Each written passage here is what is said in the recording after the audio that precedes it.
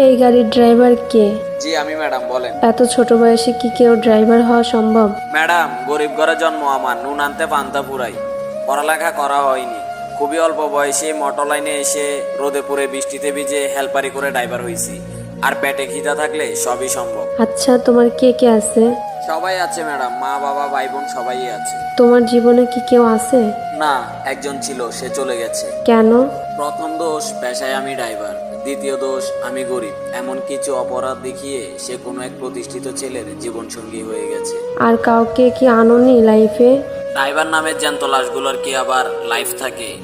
পরিবারের মুখে হাসি আর ওই বেইমান নারীর দেওয়া আঘাত সব মিলিয়ে এখনো যে বেঁচে আছি, এটাই তো অনেক। যাই হোক, আপনি কি? আপনি এত প্রশ্ন করতেছেন কেন? কেউ না, তবে কেউ হতে চাই, যদি একটু সুযোগ দেন।